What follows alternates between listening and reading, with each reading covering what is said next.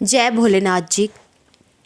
कैसे हैं सभी लोग। उम्मीद है कि सभी अच्छे होंगे। भोलेनाथ की कृपा सभी पर बनी रहे। तो आ गए हैं एक नई वीडियो के साथ। तो इस वीडियो में आठकंडे के व्रत के कुछ बहुत से प्रश्न हैं जो आप ही लोगों के द्वारा पूछे गए हैं। तो उन्हीं प्रश्नों के जो है उत्तर मैं देने आई हूँ इस वीडियो में, क्योंकि मैंने कुछ एक लोगों को तो रिप्लाई किया था, मैंने उनका उत्तर दिया था, लेकिन ऐसा हो जाता है कि अच्छे से हम कमेंट में इतना कुछ नहीं लिख पाते, नहीं समझा पाते। तो इस वीडियो में उसके जो सारे आपके मन में वहम है, डाउट्स हैं, वो क्लियर हो जाएंगे, क्योंकि उसका अच्छे से आपको मैं बोलकर बता सकती हूँ। इतने अच्छे से इतना ज़्यादा नहीं लिख पा सकती कमेंट में आपके।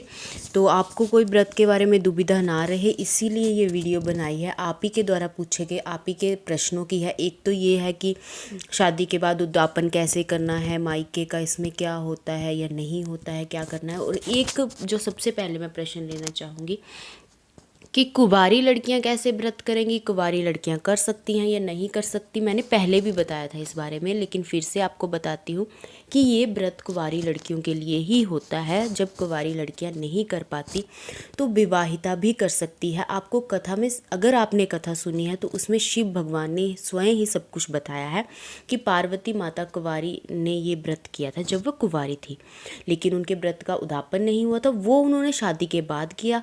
शादी के बाद वो कैलाश पर्वत पर इसीलिए उनको ले जा नहीं पाए थे, क्योंकि उनका व्रत संपूर्ण नहीं था, उद्यापन नहीं हो पाया था। तो वो शादी के बाद उद्यापन हो गया था। तो ऐसी भी बात नहीं है कि शादी के बाद नहीं कर सकते। अगर कुंवारी लड़कियों ने संपन्न नहीं किया तो वो शादी के बाद कर सकती हैं, लेकिन ये कुंवारी लड़कियों के लिए व्रत है। कुंवारी लड़कियां कर सकती हैं, कुंवारी लड़कियां व्रत कर सकती हैं, व्रत का उद्यापन भी कर लेती हैं, वो ही सबसे अच्छा होता है। लेकिन नहीं कर पाती है तो विवाहिता भी कर सकती है, क्योंकि आपको कथा में ही इसका उत्तर मिल गया है। और ये भी मिल गया है कि क्यों व्रत इतना ज़रूरी है, कि पार्वती माता ने ये व्रत किया था लेकिन उद्यापन नहीं किया था, तो भगवान शिव के साथ वो नहीं जा पाई थी। तो इसीलिए ये ज़रूरी है बहुत ज़्यादा व्रत कुंवारी कन्याओं के लिए। तो अगर कुंवारी कन्याएं ना कर पाएँ, तो आपको भी पता है कि माता पार्वती का उद्यापन नहीं हुआ था, तो उन्होंने विवाह के बाद किया था। उद्यापन के बाद वे भगवान शिव के साथ आठकंडे की धार यानी कि कैलाश पर्वत पर चले गए थे। वो तभी उनको ले जा पाए थे। तो ये बात है जो आपके जो भी डाउट था कि कुंवारी लड़कियां कर सकती हैं या नहीं कर सकती, कैसे कर सकती, तो बहुत उत्तम है कुंवारी लड़कियों के लिए। ना कर पाए तो दूसरी बात पे आते हैं कि विवाहिता भी कर सकती हैं। ऐसा कुछ नहीं है कि ये तो सिर्फ कुंवारी लड़कियों के लिए है, विवाहिता ऐसे ही कर रही हैं, क्यों कर रही हैं, नहीं कर सकती। नहीं, विवाहिता भी कर सकती है, ज़रूरी है करना। अगर उनका छूट गया है, नहीं किया है किसी कारणवश, तो हम विवाह के बाद ये व्रत पूर्ण कर सकते हैं। तो दूसरी बात है, जो कमेंट आ रहा था बहुत ज़्यादा, मैंने कुछ एक का रिप्लाई किया था, लेकिन वो भी अच्छे से नहीं कर पाई थी। आप ये वीडियो देख लीजिएगा कि इसका उद्यापन कैसे करना है विवाह के बाद। अगर विवाह से पहले कर रहे हैं तो वो तो सभी को पता है नेचुरली कि हमारे जो मायके वाले हैं वही इसमें सब कुछ करेंगे, वही उद्यापन कर रहे हैं, वही उसका खर्चा कर रहे हैं और सब कुछ वही कर रहे हैं। लेकिन विवाह के बाद कैसे करना है, वैसे तो आपने कथा में भी सुना है कि भगवान शिव ने बोला था कि पार्वती, तुम्हारे पिता ने तुम्हारे व्रत का उद्यापन नहीं करवाया है, तो मैं तुम्हें अपने साथ नहीं लेके जा सकता। तो उसके बाद हिमालय राज ने, पार्वती के पिताजी ने, उनके व्रत का उद्यापन करवाया था। तो फिर भगवान शिव आकर पार्वती माता को ले गए थे। वो विस्तार में आपको कथा में पता है। वैसे तो इसकी कथा में इस व्रत के बारे में सब कुछ है कि कैसे करना है, क्यों किया जाता है, क्या महत्व है, मतलब सब कुछ भगवान शिव ने स्वयं बताया है। तो आपको वही मैं बता रही हूँ कि भगवान शिव ने स्वयं ही पहले ये बता दिया है, कथा में आपको पता चल गया होगा। अगर फिर भी कोई दुविधा तो मैं आपको ये बता देती हूँ कि विवाह के बाद आप कर रहे हो तो होता है कि आपकी जिम्मेवारी है कि आप कर रहे हो ये व्रत। कई बार मायके वाले नहीं करवा सकते उद्यापन, कई बार होता है, कई बार नहीं होता है। इसमें कोई आपने किसी दुविधा में नहीं रहना है। अगर करवा सकते हैं मायके वाले तो वो करवा दें।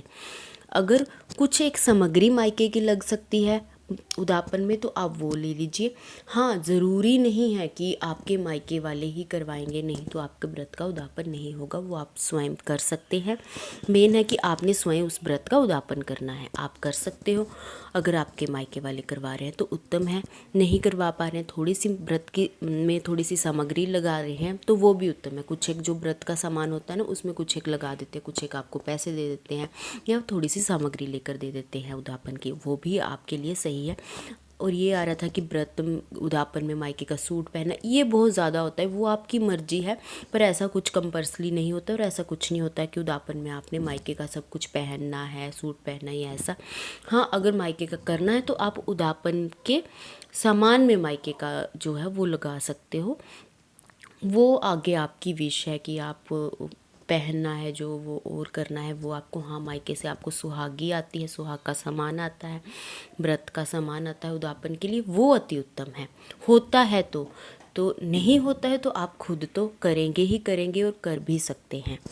तो ये कुछ एक प्रश्न थे। फिर भी आपको कोई भी डाउट लगे, दुविधा लगे तो ऐसा कुछ नहीं है कि आप पूछ सकते हो कमेंट बॉक्स में, आप इस वीडियो में भी पूछ सकते हो, मैं आपको बता दूंगी जो भी है आपका, कि आपको कुछ लग रहा है कि अभी भी आपको समझ नहीं आया है कुछ, या फिर कोई प्रश्न हो तो ज़रूर आप पूछिएगा। तो भोलेनाथ आप पर कृपा ऐसे ही बनाए रखें। अगर अभी तक आपने वीडियो देख लिया तो वीडियो को लाइक करना ना भूलिएगा, क्योंकि वीडियो तो बहुत से लोग देखते हैं लेकिन लाइक करना भूल जाते हैं, और उससे भी ज़्यादा बहुत से लोग देख रहे हैं लेकिन चैनल को अभी तक सब्सक्राइब नहीं किया है। तो प्लीज़ चैनल को सब्सक्राइब कर लीजिएगा ताकि हम इसी तरह से जुड़े रहें, हम और आप, और इसी तरह से हमारी वीडियो का सिलसिला चलता रहे और भगवान भोलेनाथ इसी तरह से हम सब पर कृपा बनाए रखें। पर अभी तक अगर आपने वीडियो देखी है तो जय भोलेनाथ जी लिखना ना भूलें। मेरे भोलेनाथ की हमेशा जय हो।